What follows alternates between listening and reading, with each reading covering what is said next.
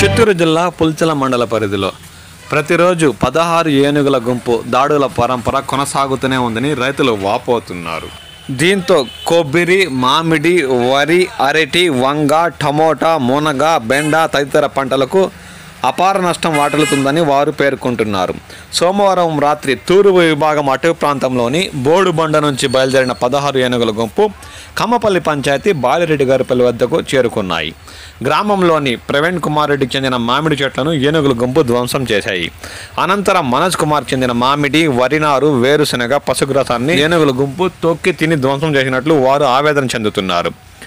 రామిరెడ్డికి చెందిన మిరప, వంగ, మామిడి చెట్లను కూడా ధ్వంసం చేశాయి. దేశిరెడ్డి గారిపల్లిలోని రవీంద్రారెడ్డికి చెందిన మామిడి చెట్లను ధ్వంసం చేసిన ఏనుగుల గుంపు వచ్చిన దారిలోనే అడవి వైపు అడుగులు వేసినట్లు వారు పేర్కొన్నారు. కమ్మపల్లిలోని ఎల్వీఎస్ నాయుడు డ్రాగన్ ఫ్రూట్ తోటలోకి చేరుకుని అక్కడి నుంచి అడవిలోకి వెళ్ళినట్లు వారు పేర్కొంటున్నారు.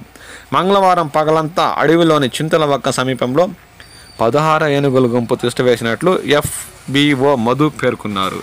కాబట్టి పుల్చలం మండల పరిసర ప్రాంతాల్లోని రైతులు ఎల్లవేళలా అప్రమత్తంగా ఉండాలని, పంట పొలాల వద్ద వెళ్ళినప్పుడు పలు జాగ్రత్తలు తీసుకోవాలని, తమ పంట పొలాల్లో ఏనుగుల జాడ కనిపిస్తే వెంటనే తమకు సమాచారం ఇవ్వాలని ఈ సందర్భంగా పుల్చలం మండలంలోని రైతులను వారు కోరారు.